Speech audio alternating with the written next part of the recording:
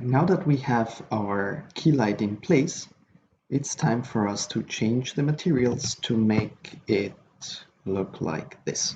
Basically, to come close enough for it to look somewhat similar first. All right, let's start with this one. Click on materials, and the first thing I would do is I would reduce the diffuse factor. And because we have this very nice effect where the light is shining onto, you're starting to see much more saturated colors, which is very painterly. We need to change the cambiante. That's kind of similar to what the cambiante behavior does. So once we start changing this, you're starting to see a bit of how the material is approaching our reference. Now the other thing that I notice is that the shade parts of the entire scene are more on the purple side. So we can also change that as well. We have control over what shines on the light color, what shines on the shade color. But before I do that, I want to also reset the key light that we have. Because let's just, to start clean, make it white and of a value of 1. So let's continue modifying the material. So the shade is a bit purplish, so let's do that here. If I come here, okay, and you're gonna start seeing this as soon as, for example, if I enable colored shading, that means that the material, instead of going towards dark, it's gonna go towards this purple here. So if we do this like a dark purple, you're starting to see that the dark parts, basically the shade color, is changing towards this purple that we can see here. Now we might need to still change a few things. So this is kind of like the wrap of the cambiante. Then we have the light. Light is kind of yellow at some points. Let's see if we can try to emulate this.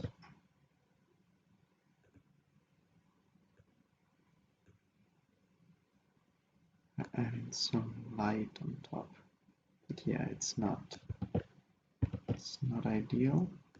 Let me change the wrap so that only certain parts are gonna present that light color. So let's just start like this. We're gonna change that anyways later. Let me modify this one's here. The color tint should be more like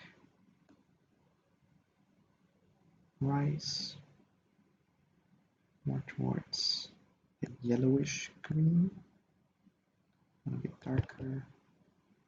You cannot really see them here, but yeah, let me go up with the diffuse factor.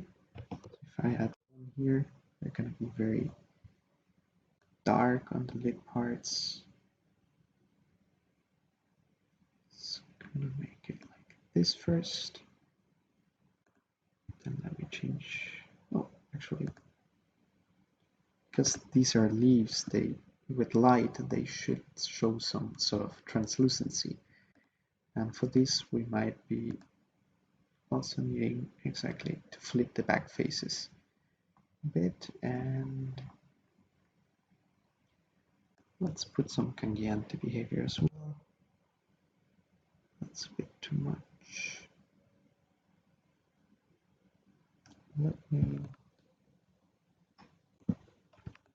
change the perspective. So what we have here,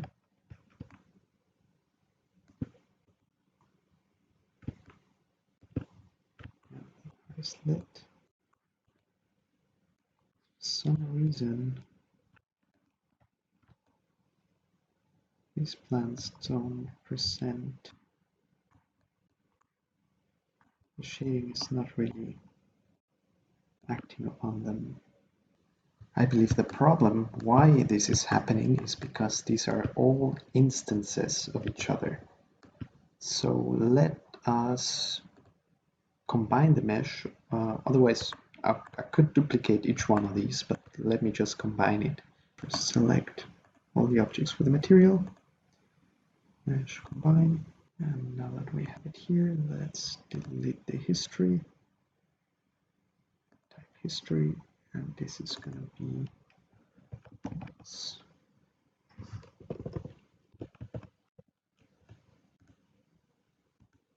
as you can see, the material now behaves as expected on every single element, which is exactly what we wanted to achieve. So now whenever we modify the material properties, the entire rise is going to be modified as well. Now I also want to do, even though it's not seen from the camera, I just still want to modify this one a bit, this material. And it's because I don't want it to be a watercolor material. I want it to be something that resembles more water. And for that, I'm going to basically load up a proxy on these objects. Now, a proxy material is an invisible object or an invisible material which can add certain stylization to whatever is behind. So if I go here to the material, I can add some slight color tint. As you can see, where basically everything that's behind is being tinted a bit. Let me make these a bit bluish, like that. So I'm gonna keep it like that for now. And now let's concentrate on stone, for example.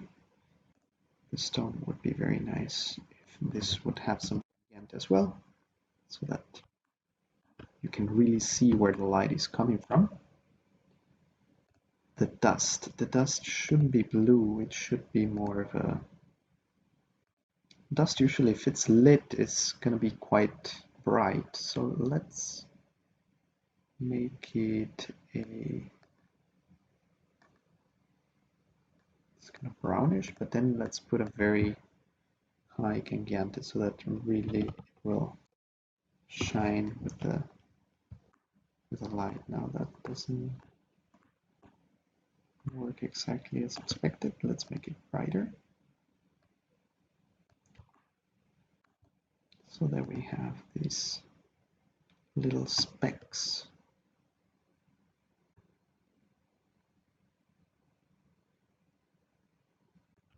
All right. And now let's change the one, this material behind. This is going to be actually quite similar to this one, so I'm going to go to the material presets.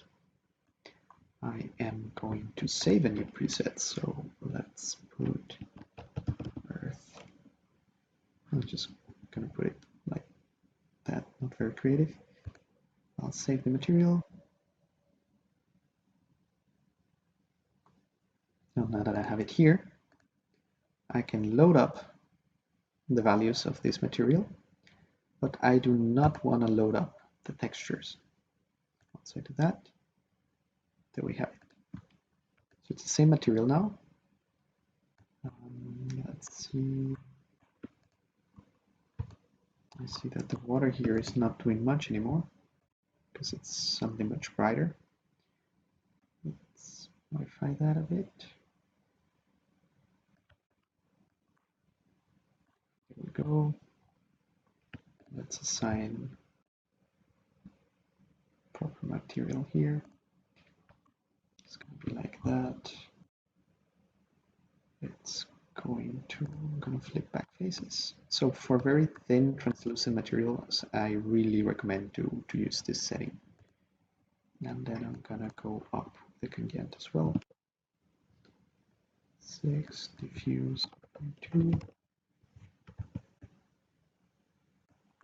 Right.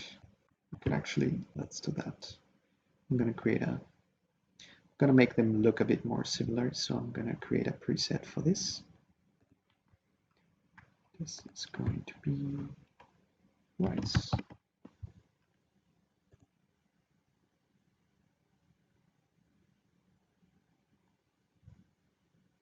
Go. Now I can, oops. I can simply assign the rice material to it. I'm loading up the attributes. I'm not really giving it the same material. Right. And let's load up the same attributes for this as well. So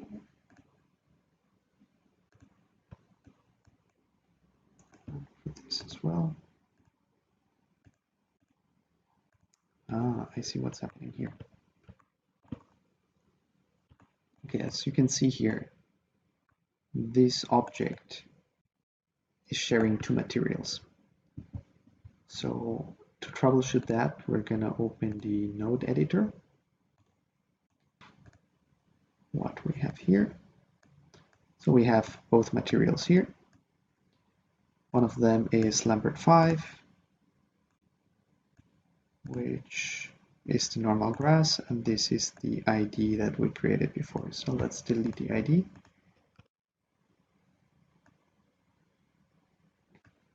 And assign the material again here. Rice. Hopefully it will work. Nope. Okay, let's do it the old way through the hypershade. Correct. So there we go. Now everything's assigned. And yeah, ideally you would not have all these materials, but an artist down the road might need them, so I'll leaving them here for now. And now that we have that, let's change this guy as well. Oh, something that's good that it popped out now in the video is that once you have the hypershade open, the shader effects attributes won't appear here anymore, but will appear in the hypershade instead. So if you want them to appear in the attribute editor again, you need to close the hypershade and then just hit material again. Then you're gonna have it. So it's gonna have some gradient as well. Okay, let's see how that is looking from the WordCamp. Okay, that's better. See that the characters still don't, especially out is quite dark. But yeah, this gives us a good start into how to customize each material and go quite far, even with just a single light. Now, as you can see here, we're still quite pixelated, but if we come here to the configuration, we set up the quality to TAA, then you're really gonna start seeing a very nice and smooth result, much better than with Maya's MSAA.